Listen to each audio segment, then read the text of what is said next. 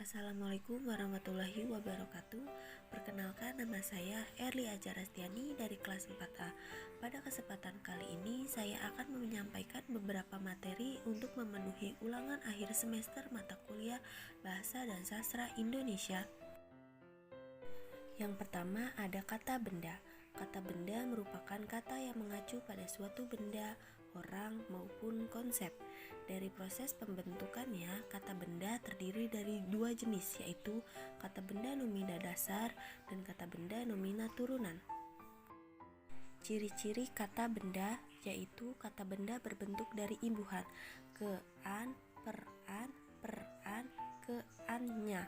Kata benda dapat diperluas dengan menambahkan kata sifat setelahnya. Yang kedua ada identifikasi atau menulis nama diri. Nama diri adalah sebuah nama yang menunjukkan hakiki suatu hal yang sedang diperbincangkan, tetapi tidak memberitahu lebih lanjut mengenai apa itu. Nama diri dipakai untuk menamai orang, tempat, atau sesuatu termasuk konsep atau gagasan. Jenis-jenis nama diri ada nama diri Tuhan, nama diri personal, nama diri khas geografi. Ada kalimat sapaan.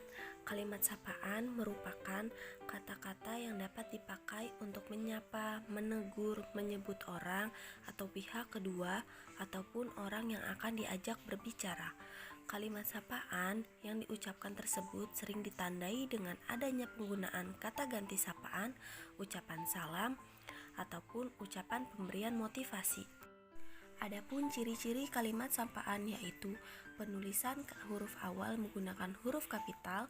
Yang kedua, kalimat sapaan harus sesuai dengan situasi dan kondisi percakapan. Yang ketiga, kalimat sapaan dipengaruhi oleh adat istiadat. Yang keempat, pemilihan kata sapaan dipengaruhi oleh status. Selanjutnya ada dialog, yaitu sebuah percakapan yang dilakukan oleh dua tokoh atau lebih dengan maksud tertentu untuk tujuan jalan cerita. Yang kedua ada prolog, bisa disebut juga pengantar naskah yang isinya satu atau beberapa keterangan atau pendapat pengarang mengenai cerita yang akan disajikan. Terakhir ada epilog, berasal dari kata Yunani yaitu epilogos, merupakan salah satu elemen penting dalam suatu karya sastra dengan menampilkan kejutan di akhir cerita. Jenis-jenis membaca yaitu ada membaca nyaring, yaitu proses mengkomunikasikan bacaan dengan nyaring kepada orang lain. Yang kedua ada membaca dalam hati, yaitu membaca secara diam atau tidak ada suara yang keluar. Membaca dalam hati dibagi menjadi dua, yaitu membaca ekstrinsif, berarti membaca secara luas objeknya sebanyak mungkin dengan waktu sesingkat mungkin. Yang kedua ada membaca intensif, yaitu studi sesama telaah penting dengan penangan terperinci yang dilaksanakan terhadap bacaan. Selanjutnya membaca puisi. Puisi adalah salah satu jenis karya sastra yang menyajikan menggunakan kata-kata indah dengan penuh makna.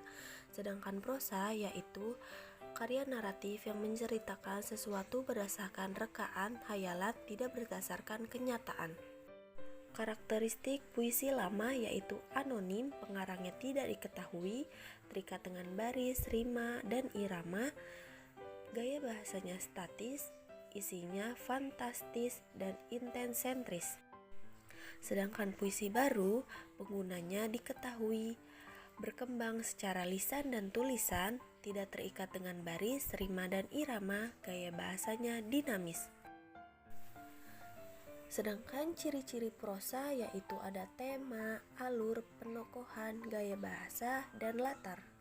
Selanjutnya menulis tegak bersambung. Menulis tegak bersambung berarti menggabungkan huruf secara bersamaan untuk membentuk kata dengan gerakan tangan yang bersambung. Apa sih manfaat dari menulis tegak bersambung? Yang pertama, merangsang kerja otak untuk menjadi lebih baik.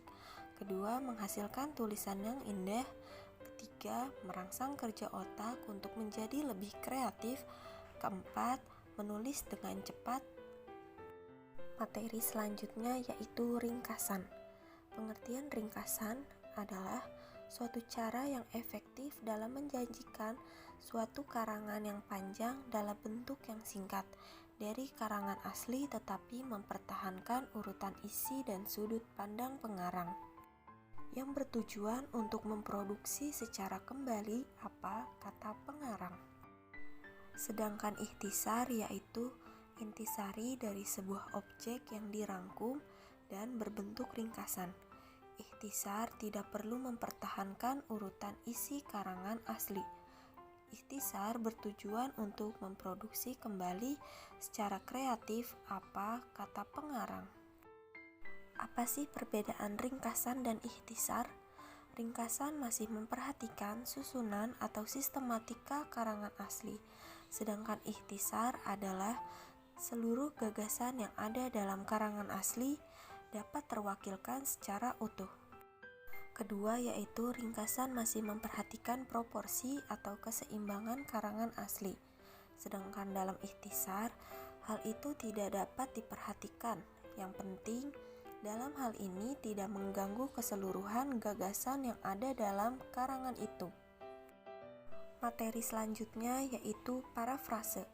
Parafrase adalah mengungkapkan kembali suatu informasi dengan bahasa sendiri. Bagaimana langkah-langkah parafrase menurut Krida Leksana? Yang pertama itu mengartikan kata yang sulit. Kedua, mengartikan kata yang sengaja dihilangkan penulisnya. Yang ketiga, menambah tanda baca. Keempat, menyusun dalam bentuk kalimat yang membentuk paragraf. Yang kelima, membaca teks keseluruhan. Selanjutnya, hal apa sih yang harus diperhatikan dalam memparafrase puisi menjadi prosa? Yang pertama, membaca atau mendengarkan pembaca puisi dengan seksama. Selanjutnya, pahami isi kandungan puisi secara utuh. Ketiga, jelaskan kata-kata kias yang terdapat dalam puisi. Uraikan kembali apa isi puisi. Yang terakhir, sampaikan secara lisan atau dibacakan. Materi selanjutnya yaitu surat resmi dan surat pribadi. Surat berarti alat atau sarana komunikasi untuk menyampaikan pikiran, maksud dari si pengirim secara tertulis. Pengertian surat resmi yaitu surat yang dibuat oleh sebuah instansi atau lembaga dengan tujuan untuk keperluan dinas. Sedangkan surat pribadi adalah surat yang dibuat oleh seseorang atas nama dirinya sendiri. Fungsi surat yaitu alat komunikasi, alat pengingat, alat bukti tertulis, alat bukti historis, alat pedoman kerja. Materi selanjutnya yaitu formulir dan kwitansi. Formulir merupakan secari kertas yang memiliki ruang untuk diisi, sedangkan kwitansi adalah dokumen atau surat yang digunakan sebagai tanda bukti telah terjadinya transaksi pembayaran sejumlah uang dari orang yang memberi uang kepada si penerima uang. Ciri-ciri kwitansi. Kwitansi dibagi menjadi dua yaitu subkwitansi adalah bagian yang digunakan sebagai bukti bagi yang menerima uang, sedangkan sebelah kanan diberikan kepada yang membayar atau menyerahkan uang. Kwitansi dibuat rangkap. Bagian paling atas diberikan kepada yang membayar, bagian bawah disimpan yang menerima sejumlah uang. Selanjutnya, pengertian dari naskah pidato. Pidato merupakan suatu kegiatan berbicara di depan halayak ramai untuk menyampaikan pernyataan, gagasan, ide, petunjuk, atau nasihat dengan susunan kata yang baik. Tujuan dari pidato yaitu informatif, persuasif, argumentatif, deskriptif, dan rekreatif. Langkah-langkah dalam berpidato yaitu menentukan tema, menentukan tujuan pidato, menyusun kerangka pidato, kesimpulan, dan saran-saran pidato. Segitu dulu yang bisa saya sampaikan, semoga bermanfaat. Wassalamualaikum warahmatullahi wabarakatuh.